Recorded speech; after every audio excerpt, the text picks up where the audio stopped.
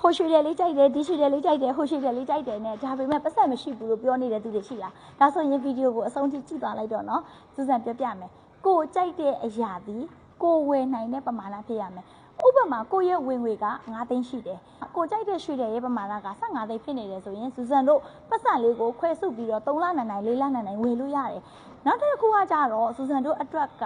စက်ကြဝဠာကြီးကနေငွေဝင်တဲ့လမ်းကြောင်းတွေအများကြီးပေးထားတယ်ကိုရဲ့စိတ်ကကန့်သက်ထားတယ်ဘလူရှားမှလည်းရှားခလိုက်တာဝယ်လို့ဖြစ်ပါမှာငါနဲ့နီးစပ်ပါမလားဒီရွှေတွေကစသည်ဖြစ်တချို့တွေ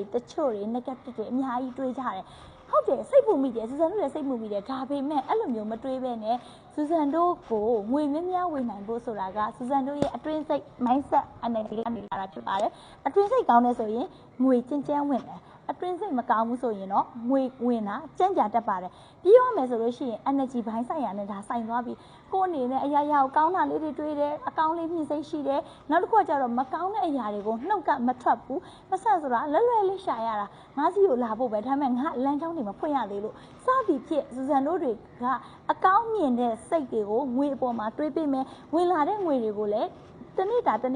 နေ့တိုင်းကျေးဇူးတင်မယ်ဆိုလို့ရှိရင်တော့ပေးကြတယ်ကိုလိုချင်တဲ့ရွှေထည်လေးတွေကခဏလေးနဲ့ပိုင်ဆိုင်ရမှာဖြစ်ပါတယ်မယုံရင်ဒီနည်းကိုစမ်းလုပ်ကြည့်ပါစူဇန်ကိုယ်တိုင်လည်းလုံးဝလေ့ကျင့်ပြီးတော့စမ်းသပ်လာပြီးဖြစ်ပါတယ်ကိုအနေနဲ့စကြဝဠာကြီးဒီကနေမှရွှေတွေငွေတွေဘယ်လိုညှို့ရမယ်ဆိုတာသိချင်ရင်စူဇန်ရဲ့ page ကိုလည်း like and follow လုပ်ထားပေးပါပြန်ပြီးတော့ညှို့ပြမှာဖြစ်ပါတယ်ကျေးဇူးပါ